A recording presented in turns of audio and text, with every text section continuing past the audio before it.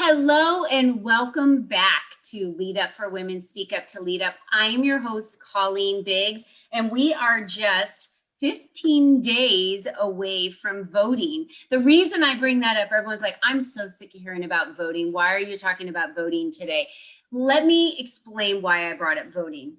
I am all about speaking up, using your voice, and sharing your opinion. And this is one of the best ways that we can speak up and share our opinion, which is vote.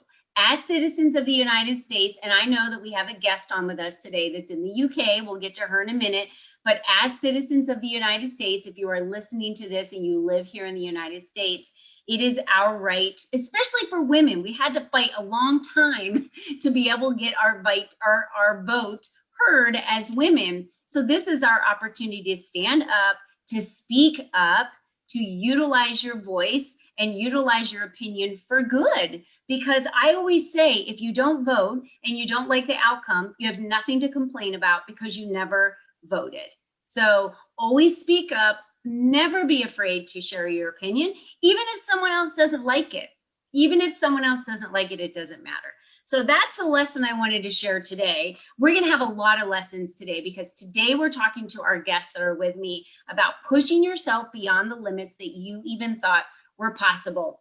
I love this subject. If you remember earlier today, for any of you, those of you listening on our podcast, you can hop on over to our Facebook page and you'll see a video that we did earlier today. So if you're looking that up, just go to October 19th and check out the video with me and Suzanne Pool. We talked a lot about discipline and why discipline is important for us to apply in our lives. Today, we're going to be talking a lot about how you push yourself beyond your limits.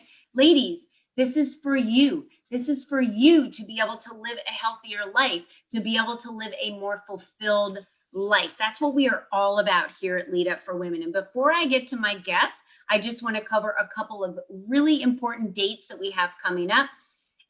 As well as we have a brand new magazine that just dropped and is hot off the press. And Miss Jennifer Wlodarek, who's with us today, by the way, she is on the cover. So she's gracing the cover of our magazine. I'm super excited that you guys have the opportunity to read all about her. So of course, if you love her interview today, I'm going to put the link in for you to download and snag a free copy of the magazine so you can read more about her. Our next event is our Teaching Tuesday webinar. Our member Stacy Golden-Loznick is teaching on being prepared for the unexpected or be prepared for the expected and unexpected. So she's talking about organizing all your important documents that you need to have organized for things like a pandemic or things that happen in our lives that we're not prepared for. We're also on November 10th going to be talking to Diane Higby about physical and mental decluttering. Who couldn't use some physical and mental decluttering? I tend to hold on to some things and not let them go. And so I'm really looking forward to that on November 10th. Ladies, these are Teaching Tuesday webinars, which means they're free to attend and our members teach them. It's an amazing opportunity to show up, be inspired, motivated, and educated. So we sure hope that you will click on the link in the podcast or in the Facebook page and go visit our events. And we also have our next Lunch and Learn coming up on Thursday, November 5th, where you get 90 minutes to network with other ladies across the United States and across the world, where you have the opportunity to expand your circle of influence. This is what we talk about all the time. If you are not showing up for you, if you are not showing up for your business, no one's going to show up for you. You have to show up. You have to show up for you. You have to show up for your business. And you have to get out there and meet other people. That's how you make connections. That's how they connect you with other people. It's amazing to me, some of the connections I make and how far reaching it goes. So meeting one person is only the first step. Then it becomes like, 8 degrees of separation after that point. So I want to invite all of you to come to our Lunch and Learn on November 5th. You can find all the information on the website. I'll put the link in there. Okay. Enough about Lead Up for Women and our events. Let's get to our very first guest that we have with us today. who is Jennifer Wlodarek, just like I talked about. She's a mortgage goddess. I love that she calls herself a mortgage goddess. And if you see the smirk on her face and on the cover, she's standing there like, I dare anybody to mess with me. I'm pretty sure she can outrun every single one of us. But I love her belief in herself. And she has been through some stuff, ladies, in the last few years to get here. She's a triathlete. She's a mom. She's a mortgage broker. She is hard playing at everything she does. Jennifer, welcome to the show. Thank you. I'm happy to be here. The first time I met Jennifer, I was so impressed with her story. I said, you have to be on the cover of the magazine. She was like, what? I said, yeah.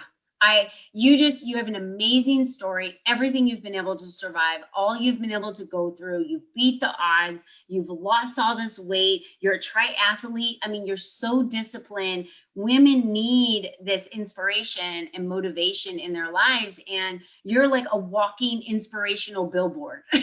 And I said, Jennifer, you're amazing and women need to know more about you. She was like, really? I'm not even sure if Jennifer believed it herself, but Jennifer, I'm here to tell you, that's why I have you on the show. That's why I have you on the magazine, because you've been through some stuff, girl. Been through some stuff. Yeah, it was, we met. It's only been a few months that we initially met, and it was through a networking event, go figure. And we just had some basic conversation, and then we had a one-on-one. And by the end of the conversation, you said, do you want to be on the cover? You need to tell your story. I said, I just met you. I just met you 45 minutes ago. And I feel honored. And the article is wonderful. It blew my mind. I read it. I feel 10 times more of a badass now, even than I thought I was back then.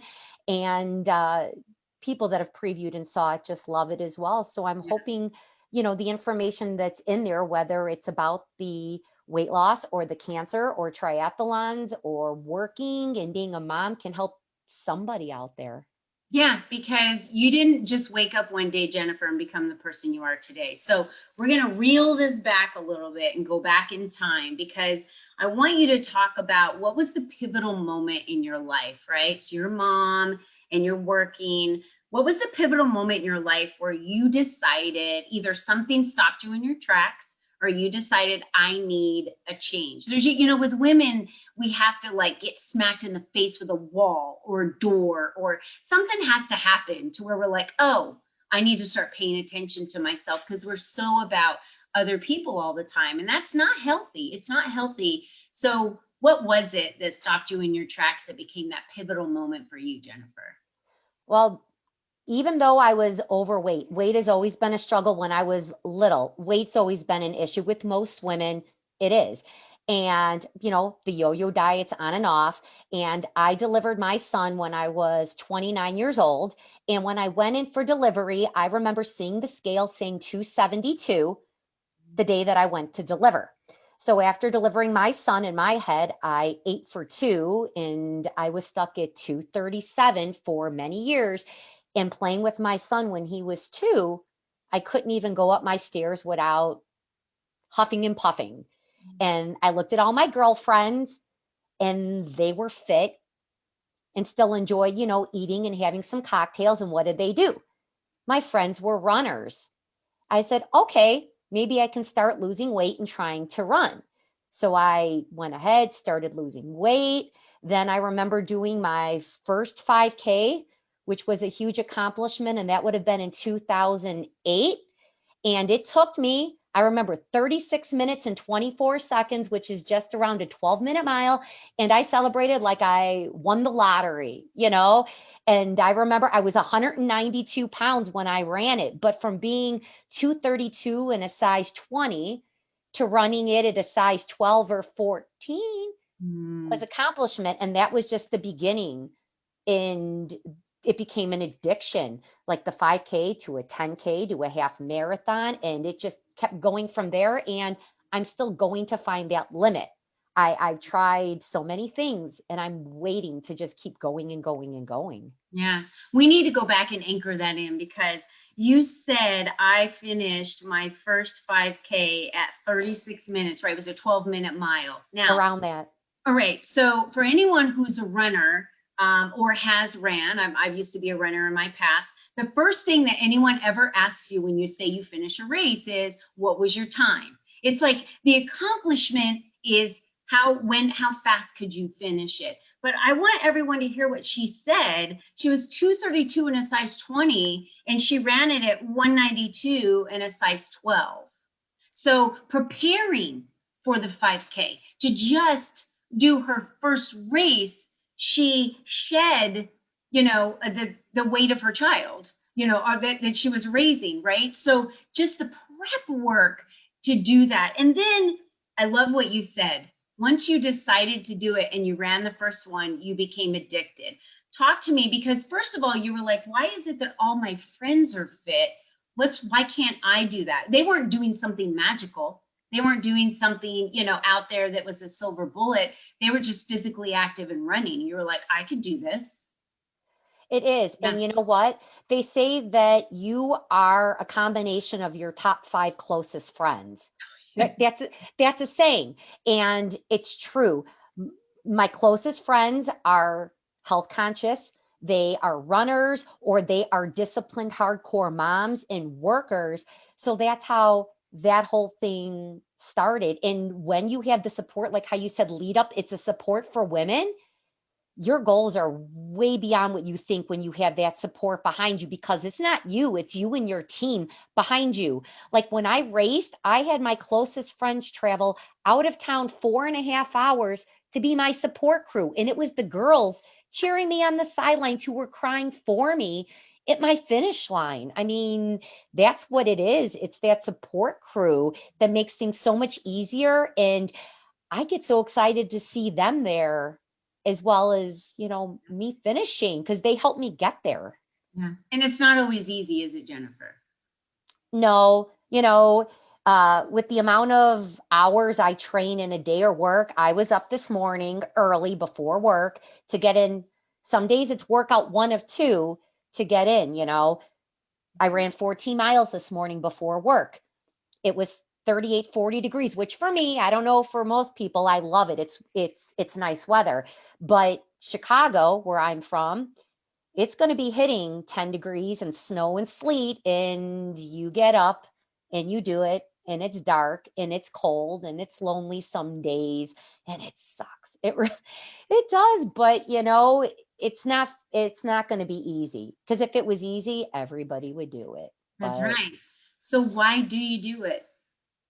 it's an endorphin high. It really is. If I get in my workout before work, I have a great productive day. Like from my workout this morning until I jumped on, I handled two purchases, two refinances, drove my son home from school, and just so much gets accomplished and done. And I feel good. And it's not even a weight thing, fitting into something smaller or looking good, which it's a perk, but I feel so much better and accomplished and it just motivates you for work when my health and nutrition's on point, my work is on point, everything seems easier when you just get it right out of the gate every morning. Yeah. Your relationship with your husband is better. Your relationship with your children are better. Why? Because when we are fulfilled and when we feel happy with what we feel like, and I love that you said that, Jennifer, we have got to highlight that point. It's not about what I look like. It's not about what everyone else thinks I look like. It's the strength I feel, how strong I feel, how healthy I feel is what you said. That's what matters. And when you feel that way, it matters about how we feel. When you feel that way, you feel like you can conquer the world. There isn't anything you can't do. And I remember you saying, I haven't found my limit yet. No. So you think you're limitless. There isn't anything you can't do to this point. I think that's what it is. It's become a life game. So I did a marathon. And then even with COVID, I happened to find, races got canceled because that's kind of like kicking you down. Mhm. So time to travel. And I found races and I did a 50K. It was my first official 50K. So I did a 31 mile in the trails in Wisconsin. and I did it. And then last year I did Ironman Kentucky and I did it. So I was signed up for a 50 miler next month and it got canceled. Or I should say, I didn't make the cut. It was cut to so many people. But I think it's become a game. Can I do the 50? Then if I do the 50, can I do 100? Because there are 100 milers. So Mhm. I think it's become that addictive game that I want to push and see where I'm stopped because I haven't yet. Yeah. Yeah, that's really inspiring to hear. Now, let's talk about how you kicked cancer's ass because we haven't talked about that one yet. When did this happen? Okay. So this actually happened. I found out March of 2018 I had cancer. And what happened is I was racing. I had 2017 could have been my best race year ever. I did two half Ironmans, and then I did a 34-mile trail race with some friends, having a great season, and I felt good. And then I started feeling sick and sore. Well, everything that I did for the previous year, yeah, I probably should feel sick and sore. Not feeling good, stomach ache, went to see a physical therapist. Oh, your knee is tight and sore because you're overtrained. Your stomach is hurting, your body's compensating. So this went on for a couple months. And then my stomach was almost like labor cramping pains when I was on the floor. I remember I was playing Risk on a Friday night, a cold Friday night in February with my family, because that's what we do when it's cold, and heaved over on the floor like labor pains. I'm like, I'm sick, but this is not normal. I've trained. This is not normal. So after fighting with doctors, I said I needed an MRI, a CAT scan, something after feeling like a lump in my abdomen. Mhm. And they're like, we'll call you, we'll give you your results. So I went to boxing class and I was in class and my phone went off. And the only reason I picked it up is because my son was in school. Maybe he needs to get picked up. He's sick. And it was the doctor saying, please come right away to the hospital. I go to the hospital and they're like, your gallbladder, instead of being tiny, is the size of an eggplant. It's going to burst. We need emergency surgery now.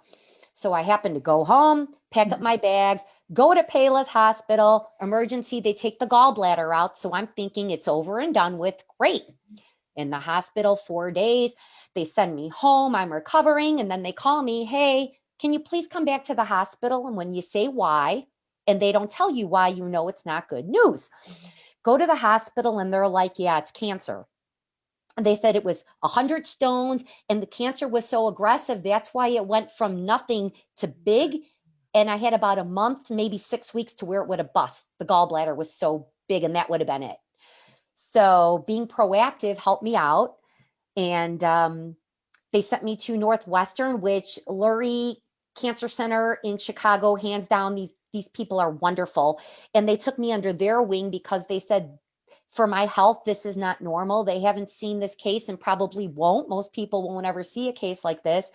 And the research team, 9 out of 10 doctors said they wanted to go back in because with the testing, I was still glowing. There was still something going on. So they went back in May of 2018 and took out lymph nodes, part of my liver, and part of like the stomach mass. And I say, like, cleaned and gutted me out. And it's true. I have this wonderful scar that is awesome because I got the best story to tell.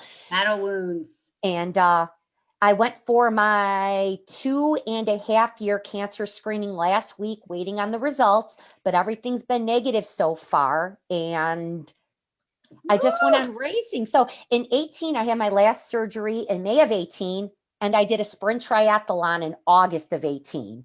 My doctor's like, what? You shouldn't be walking. Go for it if you feel up to it. And I still have the picture on my phone. You could see I have a lot of extra weight from being laid up, and I was slower and I didn't care. It was like that step to get back into to doing it. And it's great. And I just keep racing, racing, racing, racing since. Congratulations. I think you saved your life. I really do.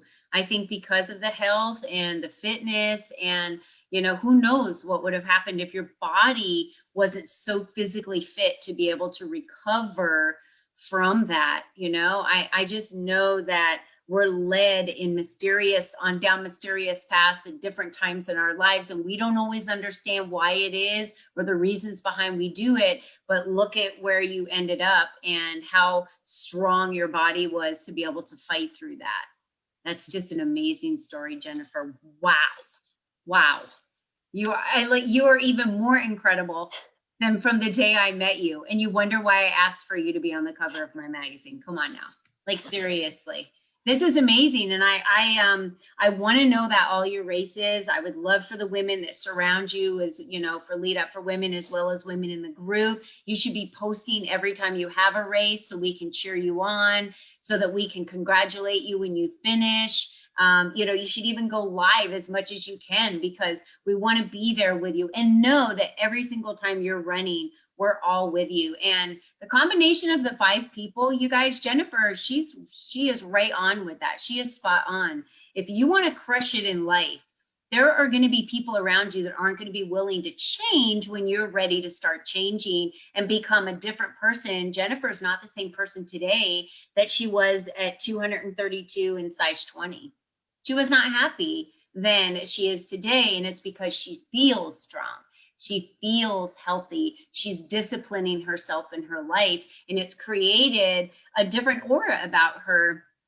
And not all your friends are okay with that when you become a different person that they're friends with. And so if you want to be pushed and you want to be able to hit beyond even limits you think you can do, and then keep being limitless, like Jennifer's talking about, you have to surround your people that fuel you, that challenge you, that want you to keep reaching beyond those limits. And they're not jealous of it. They support it and they congratulate you on it. That's the important piece. Jennifer, you are amazing. I'm like in tears, just motivated, just completely inspired by you. And I have this stupid boot on. I can't go even walk fast. It's driving me crazy. I have to tell you, I ran a half marathon one time. This was after I was a runner. I ran a half marathon on one day's notice. I hadn't trained in 5 years. My brother-in-law wanted me to run with him. I said, I'll be there. He's like, no way, you haven't trained. I'm like, I'll do it. It's not about the time. We never stopped running. It was a slow jog. I think we completed it in 3.5 hours or something, or I don't know. Nice. Everyone asked me, what was your time? And I said, it wasn't about my time. I got to watch the marathoners lap me, and I've never seen them finish. I was always done and gone by the time the half marathon. When I was finished, I never watched the elite runners come in, because that was way past when I used to finish, because I was fast for a half marathoner. But when you don't train, and I saw experiences I had never seen before in my life on the trail, because it wasn't about the time, it was about the journey. And so I just want to embrace that and share with all of you. It's about the journey. Take care of yourself, give back to yourself, discipline yourself. This is your time. You don't get another time. Jennifer almost didn't have another time. She was almost done. I mean, she was weeks away from that. Pay attention to yourself. You only have one you. That's all we have. Jennifer, I know you're a mortgage goddess. So talk to me really quick about anyone you work in the Illinois area, correct?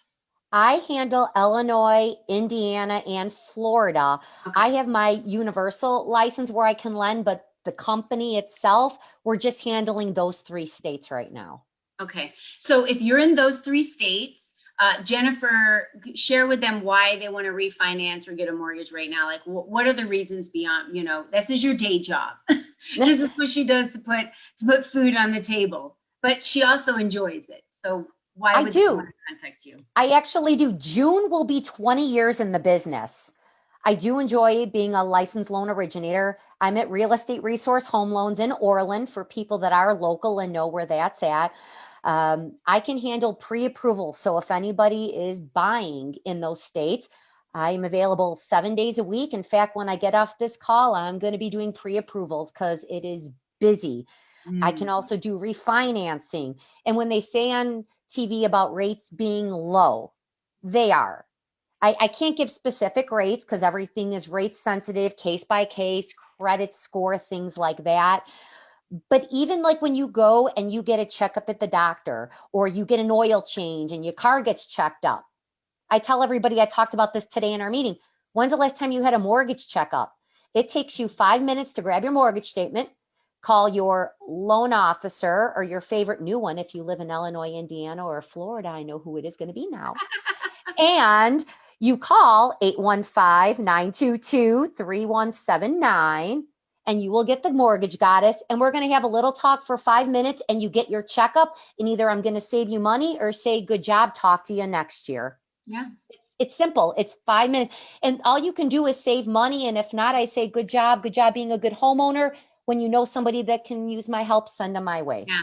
But we shouldn't be throwing money away, in down the toilet or in the garbage, because you wouldn't just take hundreds and throw them out, every month anyway. But that's what we do if we're paying too much for our interest. And if it's like all record low for interest rates, it's the best time to refinance or buy your first home or whatever. So, and I know Jennifer can be a support for you as well. If you're looking in how to get started in running, she'd be able to share with you her story and really, inspire you on what that looks like. So Jennifer, thank you so much for being with us today. And we hope you stay with us and join us as we welcome Suzanne Pool, because she has another amazing story. So I'm inspired by you. Thank you. Thanks. Okay, Suzanne, Miss Empowerment for Women. Now, hers is a little different of a spin. So let's talk about how Suzanne empowers women. So she not only now has taken it to the street and running and has changed her life, but her life started in the bedroom. So it was about it. Now here we go. Jennifer's like, what are we talking about today? Here's what Suzanne says. There's a direct relationship between what's happening in the bedroom and what's happening with your money. And if you don't believe that, it's the truth. And pretty much anything that's what's happening with you, right? And if we're not disciplined and we don't believe in ourselves. But she's the author of Discipline, a Secret Code for Women in the Bedroom, Boardroom, and Beyond. And so that is going to be coming out next month. She's written other books as well. Look at that book. It's beautiful. You have your other book with you too, or no? I don't. No. Okay. She's an author. She's a coach. She does high-end coaching that works with women beyond $1 million. And so she's joining us from the UK. It's 11:30 at night there, but she's joining us because she knows how important it is to get out here a second time, because she joined us back in February, to talk about what she's doing, what her journey's been like lately, because the Suzanne I see today is not even the same Suzanne I talked to in February. It's not, is it? Welcome to the show, Suzanne. Thanks, Colleen. It's great to be back. And what an amazing story to hear, Jennifer, really. Like the cancer the cancer scare, finding that, the running, the not even just running, but like triathlons and Ironman triathlons. Like, wow, so inspiring. So yeah. So inspiring to anyone, no matter what level you are or where you are in your life, Really. I just say if you're inspired by her, go out and take a 20-minute walk to the mailbox and back. That's where to start. So let's talk about your start, Suzanne, because your start started there. So you aren't the same person that I interviewed before. Like the Suzanne that I'm talking to today is a different person, and it's not been that many months. So okay, so let's go back and talk about where was the Suzanne, because you've had several pivotal moments in your life that have shifted you to get to where you are today. So let's go back and talk about the bedroom, because that was the first shift. So let's talk about that to catch up all of our listeners that maybe knew and didn't get to hear your first podcast. So let's talk about that shift, because that's actually a great story. Thank you. Yeah. So, I was very successful in my 20s and 30s. I graduated in history from Cambridge University, which is like not just a university that's well known in the UK, but like really one of the best universities in the world. I had a degree. I then went to law school and became a lawyer, and I worked in the media industry, in music, film, television in London. And London's a big city, so I did very well. But really, all that my mother ever wanted for me, and I say my mother because bless her, she's been gone for 10 years now. But really what my mother wanted for me in my 20s and my 30s was to get married and have children. She was a lovely Jewish mother, wonderful woman, bless her, may she rest in peace. But did I give her that husband and children? I most definitely did not. And even worse, Jennifer, I think you might relate to this. I battled my weight since the time that I was a kid. So from the time I was 6 or 7, I was the fat kid at school, and all the way through my 20s and 30s, I was significantly overweight. I ran a marathon. Well, I say I ran. Mostly I walked it. I ran about an hour, but like I did a marathon in 2005 after I discovered that I had a cyst in my left, next to my left lung, that had been removed in 2003. Didn't lose any weight as a result of that, but I did do the marathon. But you know, and then in my 30s I was stone cold celibate, like barren, dry celibate. And because I was fat. Well, I thought it was because I was fat. That's part of the story. I was fat. I weighed about 250 at the top. And I'm only 5'3", so you know that is a lot. Like, I was significantly overweight pretty much all the way through my 30s. I did lose weight a couple of times. I managed to lose 80 pounds, but then I would put it back on.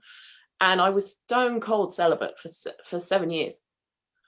And let's go back and ask, why were you celibate? Tell me what was going on with you. Well, why? so I thought it was because men didn't find me attractive because I was so fat.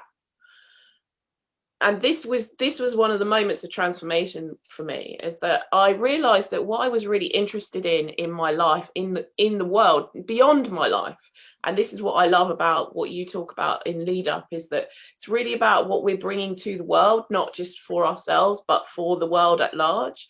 What I realized was that I wanted to make the world a better place by empowering people to have fun and be free. Like, to be able to be fully self-expressed and have fun wherever they were. And that exudes confidence. And when I looked at that and I looked at for myself, I was like, well, what if it starts with me? What if it's not about other people, if it starts here? And my feelings of confidence have nothing to do with the way that I look. They just are about how I carry myself. I was like, oh, okay. And a couple of weeks later, a friend of mine invited me to go to a singles night. And I weighed, I was like about 210 pounds. I went to a singles night and I had a nice time, met a guy, went out on a date the next week, broke the celibacy pattern. I was like, that was fun. And it was fun. I was like, that was quite fun. I'd like to do that again. Well, I did do it again. I'm not celibate now. That was about 7 years ago. And subsequent to that, I definitely started to have more confidence, go out, like date. And look, I'm not a relationship girl. That's not my thing. And people, like, everyone lives their lives the way that they live. I like having fun and I like being single. But I started to explore all aspects of my sexuality, and with partners, with one partner in particular. And I discovered aspects of myself that I never knew were available. And that's partly why, so you mentioned that I wrote the book Discipline, like I've written my book Discipline. And one of the things that I talk about is about how important restraint is. And I don't mean restraint from a personal level, like self-discipline restraint, but also a willingness to be restrained with others. And it's definitely not a common conversation to talk about. It's not something that people talk about, but it's amazing what happens in the relationships where that restraint is permitted, in the level of trust that develops and the communication that becomes available. And you were saying about the connection between sex and money. And there's an experience of trust in relationship where there's restraint and exploration and adventure that is not possible. Like, there's a level of communication that comes, which develops into an experience of abundance, which translates into business, in that I find for myself, able to have greater levels of conversation with people, make a bigger difference with people. And it's great to hear what Jennifer was saying about running, because over the last 3 years, I've lost about 90 pounds in weight. Now, I did have surgery that helps that, but I've lost the surgery didn't work. It took commitment and hard work. And I started with walking. I set myself a challenge to walk 45 minutes a day for about 4 months. And that developed into, over the last 3.5 months, running a mile a day. And 111 days ago, I hated running. The thought of running a mile a day was like, no. And it was the middle of summer. It's like quite pleasant to run in London. But I live in North London, where there are just lots and lots and lots of hills. And running is just not, no. You know, we got to go back for a minute, girl. Okay, so I'll stop talking now.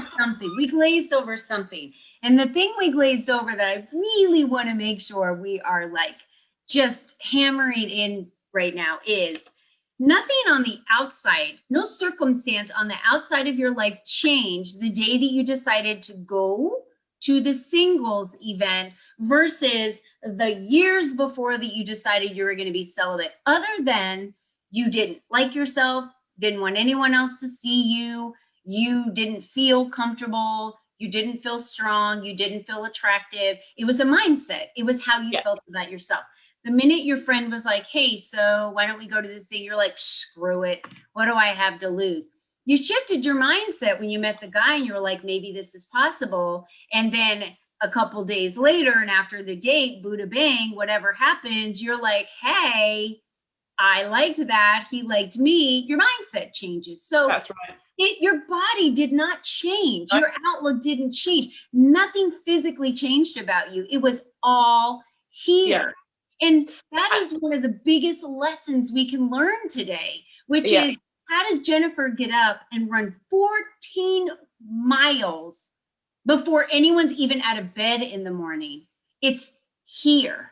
It's disciplining here. How does Suzanne run a mile every day, snow, rain, whatever's happening? Because I've seen your posts where you're running in the rain. You're like, I'm still running a mile up all these hills every day. Because you said I could just say, there's no one else keeping me accountable.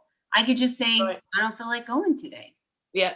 What keeps you driving down that road? It is about the mind shift. It is about the mind shift, Colleen. You're exactly right. And you know, I mentioned that I've lost about 90 pounds over the last 3 years, and I've lost significant amounts of weight before, 80 pounds at least twice before I've lost this 90 pounds. But the thing is, and this is the most critical difference, is each time that I lost that 80 pounds before, it wasn't about, I didn't start from a place of, this is for me, this is about this, like it was an external factor that had influenced that decision. And so I gained the weight back and more. And this time it's taken 3 years. So I did it very, very, very slowly, very methodically. I changed what I ate, but it came because before I even had the intervention, I did have surgery, as I said, but before I was willing to have the intervention, I changed how I felt about myself. I felt confident in myself at 250 pounds. I felt good about myself at 250 pounds. And that was the thing that made the difference. It was about how I felt about myself. And then I could take the consistent action. And it was like, even with the challenge that I've been doing recently, with the running, it was like, okay, I want to learn how to love running. There's only one way that I'm going to learn how to love running. That is by doing running. Mm-hmm. It is not going to come by sitting about thinking about running. It is not going to come about by watching Mo Farah run. And Mo Farah is a very good runner, represents the United Kingdom. Like, we love Mo Farah. He's a hero in this country. But I'm not going to get to love running by watching Mo Farah run. The only way I'm going to get to love running is by running. And I noticed it about, that's right. Mm-hmm. That's right. But it comes, I had to be willing to put myself, and this is the other, like, I had to be willing to put myself through the discomfort, because it is not comfortable, and experience the pain, but knowing that it was a growth pain, like it was a pain of expanding myself. And this is what I heard. This is what was great about what I heard with Jennifer's story, is that there's a type of discomfort where it is about growth and it is about expanding ourselves and like being with the 5 people that are the most like they encourage our growth and development. But there's also the pain where you're doubled up on the floor, and that is not the kind of pain that you ignore. That is not the kind of pain that you say, oh, I don't know, like this is just like a little calf niggle. No, that is the kind of pain where you go to the doctor and you say, I need every test under the sun because there is something going on here. And that is the critical thing, is about knowing the difference. And running is uncomfortable, but I know the difference between a pain in my calf that is because I've split my calf and it's like I've got an injury, stop running, and a pain that's saying keep pushing up the hill. Yeah. And it's about what's going on in my head always. Yeah. And it's hard to do without a team. That's why Jennifer said she ships in friends. It's hard to do without accountability. It's hard to do without the fuel and the people behind you. And that's why it's so important to not feel like you're alone out there, and to utilize the relationships you have if you're married, to utilize the friendships that you have if you have friends. And if those friends aren't the ones pushing you and aren't the ones supporting you and aren't wanting more for you, then drop them. I'm sorry. That's right. Find new friends. Exactly. Like, absolutely. I'm right. Absolutely. How old are you going to get before you actually drop them? Are you going to be 80 and go, sorry, I don't think we can be friends anymore? Like, you just wasted 40 years of your life not telling that friend this isn't going to work out. Yeah. No. Exactly. I mean, that's one of the things that I find amazing about social media. In fact, like, I post about my running quite often on Facebook because it is inside the discipline message and all of that. But it's really like that. It's inspiring for people, and seeing them being inspired inspires me. So it's like this virtuous circle of, we're all like, I mean, we say egging each other on in this country, but like really like encouraging each other and getting underneath each other and like moving ourselves forward. And I can see behind you're celebrating women. Like, that's what it's about. It's about celebrating our successes. And it doesn't matter. It never matters about the time. I don't care that it took me 8.5 hours to finish the marathon in 2005. I care about the fact that I finished the flipping thing. It was my favorite half marathon I ever ran. And I had ran 3 before that. And it was my favorite one I had ever ran. Right. And I loved it. I loved everything about it. And it's the one that I have the most memories of. Not the one that I didn't stop. Not the one that I literally had diarrhea during. Not the one that I'm talking about, all the real stuff that happens. Not the one where I hit the best record time or got, number 2 in my age group and all the other 10 miles I ran. It's not about that. No. The one that I had my most funnest time, that I have all the memories of, and people out there supporting and cheering us on and stopping, that was literally my favorite one. And that was like 2 years ago. And I haven't ran in years, but it just, I recorded myself several times and went live to say, it doesn't matter. Our minds will break down what we think we can do before our bodies will tell us we can't. So you think you can't. So therefore you convince your body it won't happen. My body could ran 13.2 miles. Is that what a half marathon is that day? Now, once I stopped running, that's the reason why I kept going. I could barely walk. So I just kept going because I knew if I stopped, it'd be a problem. And I did have to have a golf cart take me to my car, and I had to do some icing, and it was like a rough day. I'm not going to say it was easy, but I felt so accomplished. Yeah. And I just felt so good that I pushed myself beyond what I thought I could do. And I wanted to support my brother-in-law. So the lessons we're learning today, you talk about self-discipline and it being the secret code. It literally is the secret code to happiness. It's a secret code to abundance. It's a secret code to happiness. And ladies, I'm sorry, but you can sit here and tell me all the excuses in the world of why you can't do something. It's just all bullshit.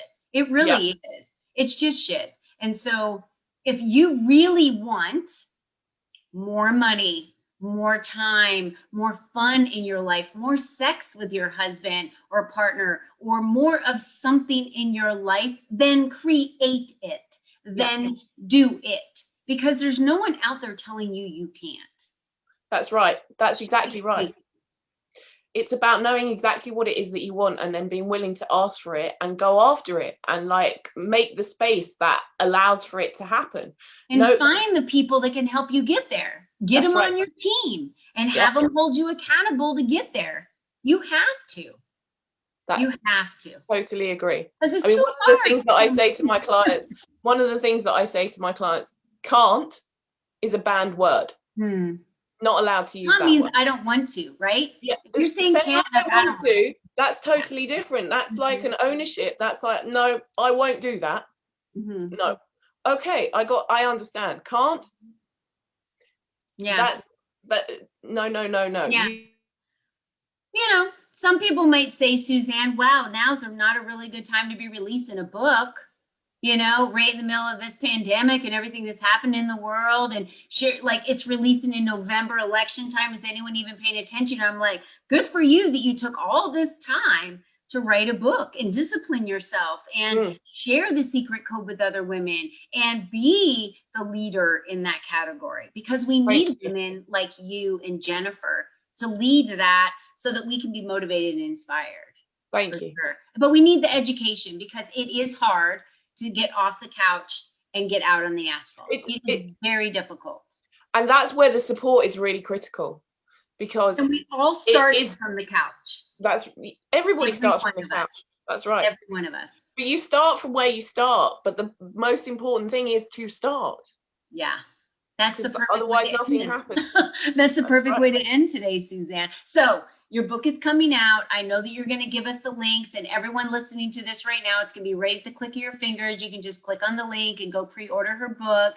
But how else can people get in touch with you? Because Suzanne, you're also launching more than just the book, but I want women to be able to reach out to you, and men if you are looking to work with men. I work directly with women, but how can they reach you, and what is the best way for them to do that? So I do, mostly I work with women, Colleen, like you. So, but I do work with the odd, very special man is what I would say. So the main way to get in touch with me is through Facebook. You can DM me on Facebook. I am always receptive to messages through Facebook or through my business page, BEE-YOU. And the other way I invite connection is through LinkedIn. So you can find me on LinkedIn as well. And I will put all the links to my personal pages with the podcast as well. So those are the two most effective ways to get in touch with me, Colleen. Awesome. Wonderful. I'm a big social media girl. I love it. Oh, great. We should all be. Yeah. Today was an amazing show. Mike, wow. I am just blown away. We could talk for hours, but we got to end this, because people with earbuds in right now listen to this podcast is like, it's ever going to end? Like my ears are starting to hurt me. So we're going to go ahead and talk about next week. So on next week, we're going to be having Dara Avenius, is the CEO of Fascinate Media, as well as Nadine Joy. She's an accomplished global mindset strategist and business life leadership coach. So we bring our members forward every single week for you guys to be able to tap into their genius, learn more about what it is that they do in their lives, how it is that they did it, where they started, because we all have to start somewhere. You just have to take action. That's really the goal of today, is just take action. So I want to remind you all, after all we talked about today, remember, you are the only you that has ever been, and you are the only you that will ever be. So how you pioneer your future, it's really up to you. Do not waste another minute, because we never know what next week is going to bring. You just heard stories of women that have been stopped in their tracks. And this is, you just never know how much time you have left. So ladies, I'm blessed to have you and honored to have you with me today. So thank you so much. And we hope all of you join us next week. Have a wonderful week. Bye-bye. Bye.